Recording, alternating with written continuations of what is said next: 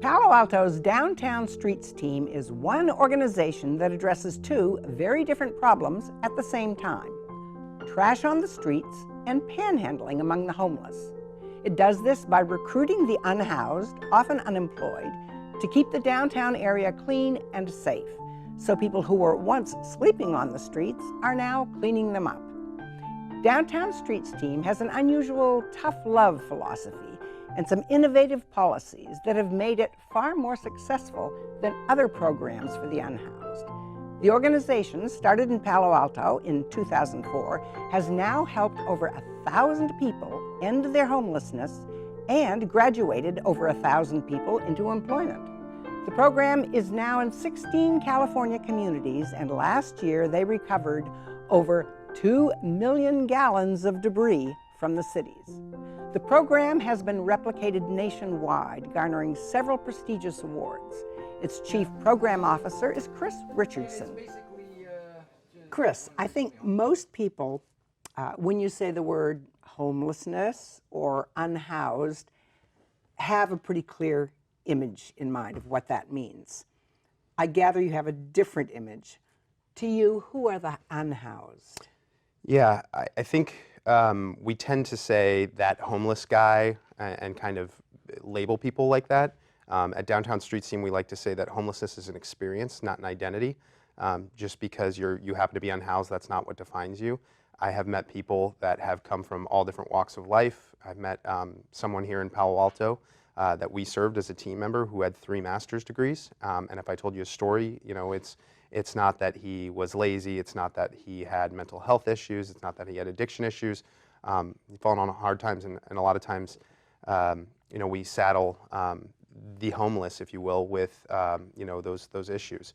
And a lot of it derives from the trauma of homelessness. So it's really unfair to kind of label the homeless, and we like to use the word unhoused, certainly, because they have a home. Any other myths that you'd like to dispel? I think the number one myth that we hear is, you know, I've worked all over the state, from San Diego to Eureka, and every town I go to, they say our services are great, and people are coming from all over the next town over, or across the state, or sometimes they're coming from the East Coast to enjoy our services, and that's simply not true. Every time we do surveys of folks, we find out that predominantly here in Santa Clara County, it's over 80% of folks, last time they had an address, it was here in Santa Clara County. So these aren't people that are coming from somewhere. These are our neighbors that have fallen on hard times. We're not importing people that are using resources. And you know, services, you know, we need to provide them services, and they're not attracted to the services. So in other words, what you're saying is one of the myths is that our unhoused are our own local population. There are neighbors. They just, you know, don't have an address right now. You did an interesting survey. Tell me about that. Yeah. When we first got started, we wanted to get to know how best to serve folks. It makes sense. One of the questions that we asked, and really the only one that's stuck with us this entire time, 15 years later, is we asked the question, what's the worst part about being homeless? And so, you know, this was designed by folks that had never been through that experience. And we asked, you know, is it being out in the cold? Is it your safety? Is it at night? Is it not being able to use the bathroom? And we were really kind of surprised by the answer. Okay, what was the answer? So overwhelmingly, we had a little other box that people could check, and everybody checked that other box. Well, most people checked that other box. And they said some form of feeling looked down upon, or some form of feeling marginalized, or the way people look at me. And you can imagine what that does to your psyche, to your sense of hope, to your sense of dignity, to your sense of motivation for a better life. When you walk down the street, people are trying to avert their eyes and not recognize you as a human. It's really damaging. And so overwhelmingly, you know, the folks in Palo Alto, when we were getting started, said that was the worst part about the homelessness experience. So that social piece just completely overshadowed even the physical, you know, challenges. Yeah, and so many folks have said they feel like the bad guy, and that's really damaging to folks. Mm-hmm. What does Downtown Streets team do that is different from other programs? Yeah. You talk about a missing piece that you provide. What is that? Yeah, the missing piece, there's so many great providers that do vocational programs, for example, for low-income folks. But when you're out on the street, you're in survival mode, and you're worried about where you're going to go to the bathroom. where you're going to get your next meal, how you're going to keep your belongings from getting stolen or swept. And so you can't join a culinary program for 12 weeks when you haven't had a shower in 5 days and you're tethered to your belongings. And you need a bus token first and foremost to get anywhere. And so we're a really low barrier way for folks to start addressing some of those issues. And by low barrier, I mean it doesn't take much to show up at one of our team meetings, get on our wait list and join the downtown streets team. And once you do, we can start removing those barriers, addressing your basic needs, and then start working on those other things like getting an ID, getting a bus token, being able to get you to the place where you can access vocational programs. And so for so many folks on our streets, there's not that low barrier entry into other services, and that's what Downtown Streets Team does. So specifically, what form does that missing piece take? It's a volunteer work experience program where folks come to the team, they volunteer, they throw on a yellow shirt, and they start cleaning up their community. And in exchange, they get a couple of things. One is a basic needs stipend so that they can address that survival mode and get into goal setting mode.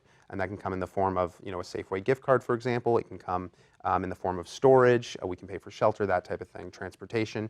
But it also comes with case management services and employment services. And I actually think one of the secret sauces, if you will, is that sense of community that they feel. Everybody's in a yellow shirt. It's kind of corny, but they're on the same team, and they hold each other accountable. They support each other. And when you come to one of our team meetings, it's really kind of, I always say, unhoused people helping other unhoused people out of homelessness. And they're really doing a lot of the work together in this positive community. And so that's one of the main benefits that our team members get.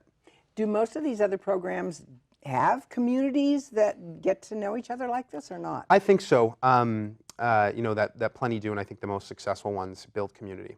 Because so many of us, as humans, we thirst for community and a place to feel like we belong. And when you're looked down upon, as you walk down the street and you feel isolated, that is incredibly damaging. And so we're trying to, spin that on its head and really get folks to feel like they've got a group that's got their back. Do you see any kind of transitions or ahas among people? Oh, all the time. And I, despite the fact that I've done this work for over 10 years, still sometimes, have my doubts, like this person doesn't seem to get it, they don't seem to want, to change maybe this behavior that's really keeping them there, and I'm proven wrong all the time, which is really the best time to be proven wrong and makes this job so much fun. You also have talked about the importance of how you work. In addition to or apart from what you do. Mm-hmm. Tell me about that.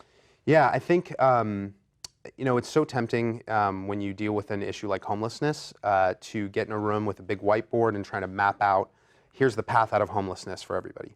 And the truth is we're working with humans, and they're all different, and they're all individuals, and the reasons they are experiencing homelessness is it's different for each of them. It's a different set of circumstances. It's a different set of barriers that are keeping them in that experience.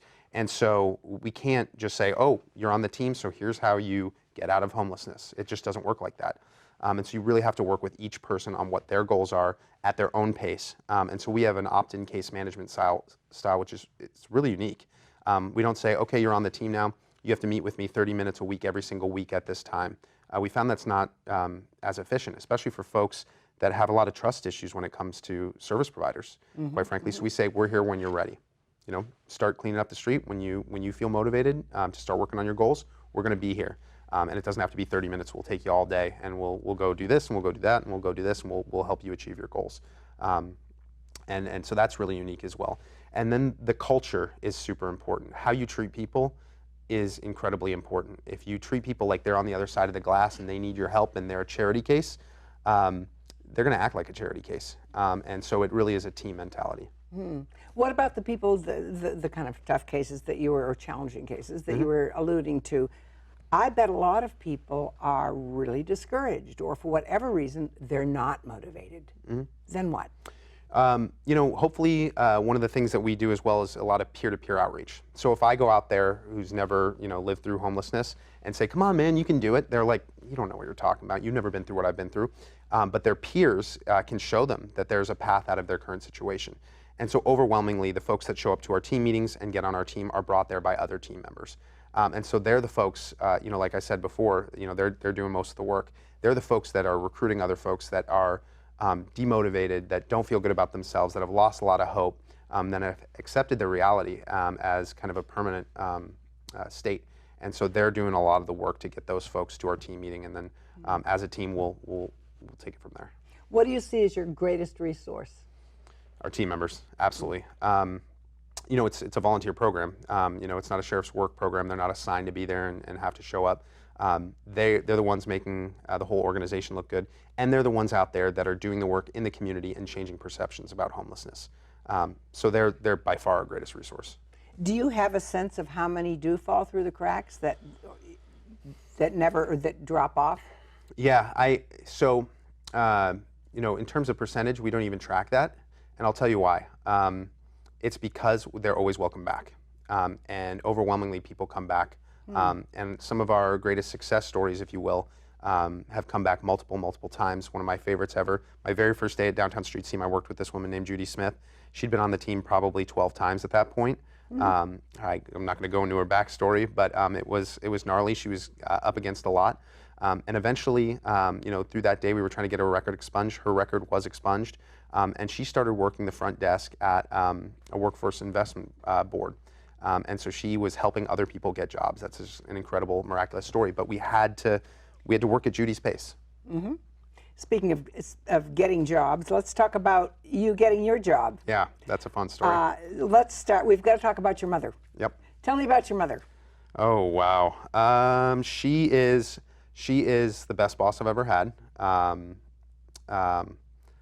Some days maybe the worst boss I've ever had, but that's more of a joke between us. She started Downtown Streets Team by herself, and she was came from this incredible career in tech, where she worked her way up from being a receptionist to being the CEO of multiple tech companies and a venture capitalist, and she called herself a startup CEO. And in between two of these startup CEOs, she popped her head in the food closet in downtown Palo Alto, right when the Downtown Association was coming up with the idea for Downtown Streets Team. She loved the idea and thought she'd do this for 6 months and then go back to tech, and that was 15 years ago. So in college, I'd be doing homework, and she'd say, "Hey, can you help me work on this grant?" I said, "Mom, I got a lot of homework to do." She would then remind me how much of my college tuition she was paying for, and I said I'd get that grant to her in a week. And so I did a lot of that, and when I was home from school, from the East Coast, I would help out with the team. I'd go to the team meetings, do donation pickups, that type of thing, got to know the team members. After school, I tried my hand at a couple different things, was unhappy in my work, and she said, "Hey, come write grants for me, I'll pay you $10 an hour, and you can look for another job." And then a couple weeks after that, she told me, "Hey, you're salaried." I wasn't doing a lot of grant writing. She needed a lot of help at the time. And I told her, "Mom, I'll help you out for 6 months, but I am not working for you, period, end of story." And that was a little over 10 years ago, and we have almost 100 employees. We're in 15 cities, soon to be 16, and we're serving over 600 team members every single week. Okay, what changed? What changed? Why did it change? I think the Downtown Streets Team model is so needed in a lot of communities. You need to build bridges. The service providers are at odds with the folks, the NIMBYs, if you will, that don't want services in their community. The business owners are frustrated; they don't know what to do. City Hall is getting called every single day, and people are accusing them of creating this problem. It's happening everywhere. It's not their fault. They're looking for answers. They're trying. Everybody is not connected. Everybody's at odds when it comes to this issue. And Downtown Streets Team does a really good job of getting the folks in the yellow shirts out there and telling good stories and saying, meet Jane. She is not the person you thought she was. She's not, this drug-addicted person with mental health who doesn't want to work. She's working really hard to beautify your community. And so that starts to build bridges. We're really good at building bridges with new landlords, with the business community, who can get involved easily with Downtown Streets Team. And so building those bridges is something that I think is something missing in a lot of communities. And so ever since 2009, we were here in Palo Alto, and communities have taken notice. And so part of my job is to go around the state and start opening up these new branches. So what was it that pulled you in? This job's the hardest job I've ever had. And in the early days, as you can imagine, I was supposed to be a grant writer, and my mom needed help. I was instantly in programs, helping people, like I mentioned with Judy on my very first day, helping people as a case manager, running the program. And it was incredibly hard, and I was looked at as Eileen's kind of young son. Yeah, was that hard? Oh, it was incredibly hard. It's still hard all the time. You know, I've certainly been accused of, nepotism, even when it was just me and my mom at Downtown Streets team. And so I've felt the need, and I think it makes sense that I've had to maybe work a little bit harder to prove that it's not that. But with the team itself, it was much more about people placing faith in me to be able to help them.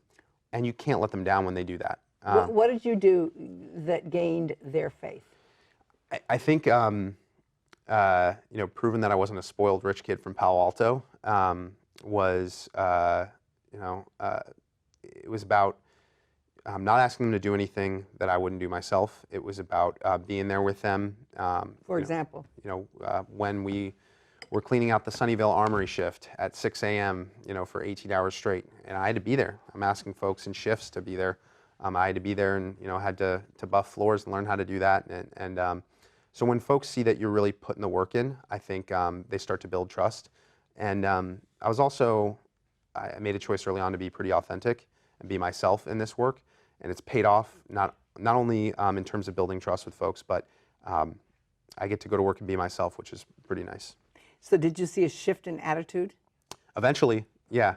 Eventually, the team leads, when I came on, certainly were not excited about Eileen's son, calling the shots. And it took a long time and a lot of, hard work to build that trust, but eventually I did, and had some incredible relationships with those folks. Over these years, what have you learned about yourself, about management, and about the unhoused community? About myself, I think certainly learned what I'm good at and what I need to work on. I've learned, I think I've seen a pathway to become a better manager and leader. And I'm not, where I'd want to be yet, but I'm working on it. And I've also found out what I believe in terms of this type of work, in terms of management. My management philosophy is trust good people to do good work, and kind of stay out of their way for the most part. Because the folks we work with, our staff is just incredible. They're truly incredible people. Is there, I don't know if the word is a wisdom or humility, somewhere between the two, that you maybe didn't expect to acquire that you've found? Humility in truckloads, certainly, and I got a long ways to go before I am wise, but getting there. I gather there are many, many people that you've learned from, but one in particular was crucial in your formative years, a man named Michael Davis. Yep. Tell me how he changed your life. So Michael was our highest ranking team member on our Palo Alto team. So he was unhoused? Yeah, when he came to Downtown Streets team.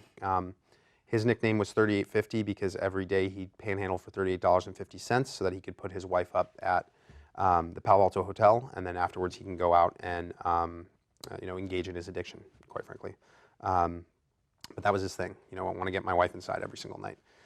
He came to Downtown Streets team. He was kind of too cool for school to get out of the rain, just to be in our meeting for a little bit. But he's a pretty prideful guy, and he saw a lot of folks that he used to gangbang with, sleep outside with, that were achieving these great things. And he kind of, and this happens a lot, said, if he can do it, I can do it, type of thing. And the way he always used to put it is like, I had this idea for how I would build a better life, but I didn't really know how to go about doing it. And Downtown Streets team was that like light switch, like this is how I can do that.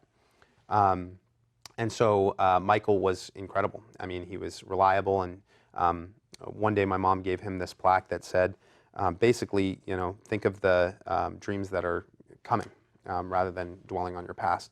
And he put it right above his door, and he used to tap it every single day. And his whole thing was he wanted to help somebody that day before he came back through that doorpost. And I'm pretty sure he did. So he was probably my biggest critic when I first came on, because we didn't have a lot in common. He's a 65-year-old, black guy that's been in every penitentiary in the state, according to him.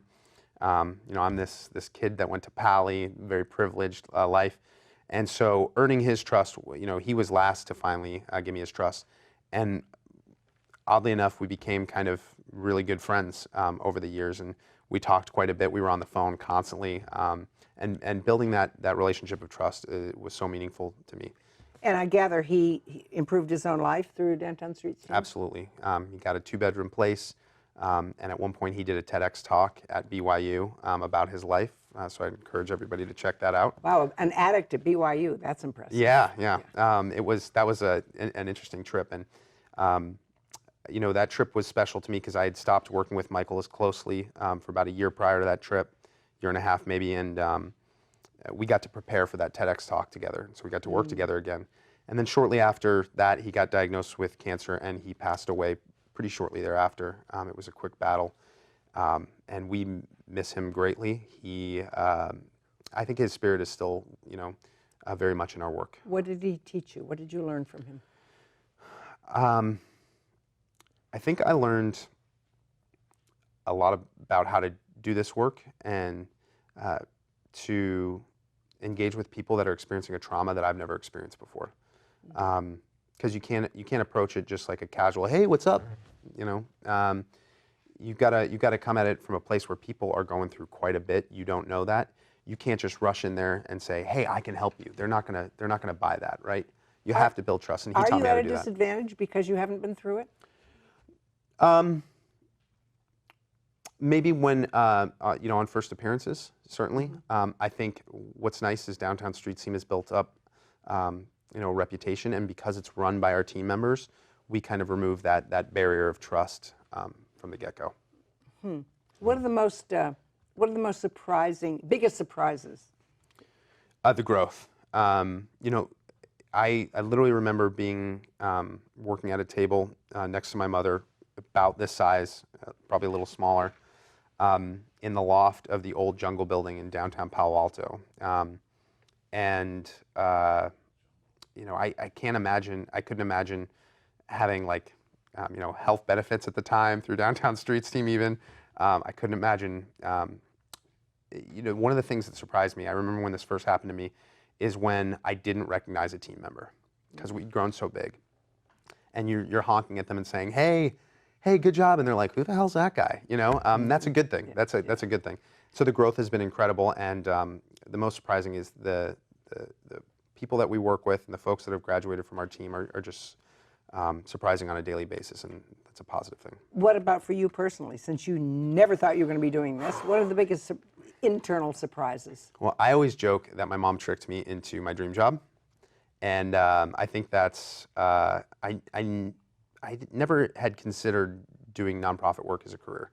I'd never thought it just never entered my mind.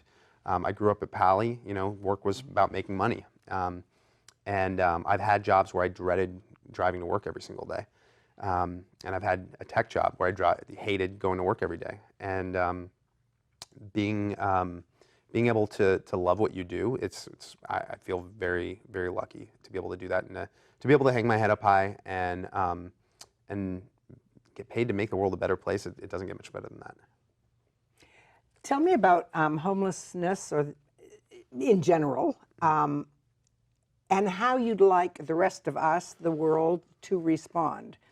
I think there are two responses. One is I think people are put off because sometimes they're aggressive panhandlers, and so people turn their heads. Sometimes people are just hurting when you see somebody else in pain and turn their heads. There's a gazillion different reasons why people turn their heads. Yeah. What's the ideal response? Well, to your first point, I think homelessness has become kind of the sum of all of our fears. We're all stressed out about our bills. Affordability in this area especially is through the roof.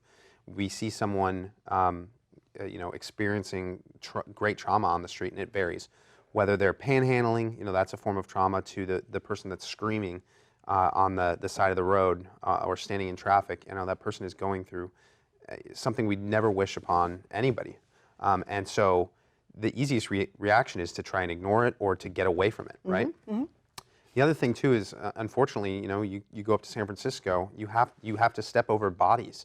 You have hundreds of people lying on the street, you know, and you're late to work. I mean, you can't stop by every single person. You can't offer your spare bedroom to every single person, you know, Right. for a bunch of reasons. So at one point, you know, you see more and more people experiencing homelessness. Either, you know, get involved, or you say, you know, I got, numb. yeah, you get numb and you put Yeah. blinders on, and it's hard to blame anybody for doing that. And luckily, you know, I have a very easy thing everybody can do to make a difference and to not put blinders on, and that's just to say hi to folks. And you don't even have to say the words hi. You know, you have to look people in the eye and recognize the shared humanity, and that does so much for folks who are feeling isolated, are feeling marginalized, and are feeling like the bad guys.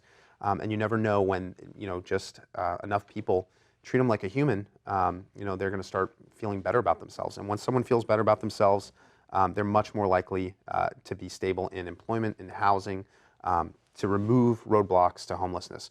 You know, right now we don't have enough housing to house all the people experiencing homelessness, and that's a whole other issue too. From zoning to NIMBYism, we've got a lot of work to do there, but it's more than just housing. It's more than just physical four walls.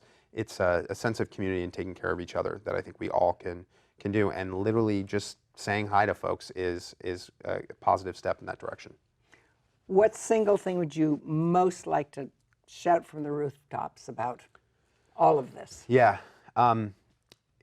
it is what I just said. It's just say hi to folks, and also don't judge a book by its cover. That person is not choosing to be experiencing homelessness.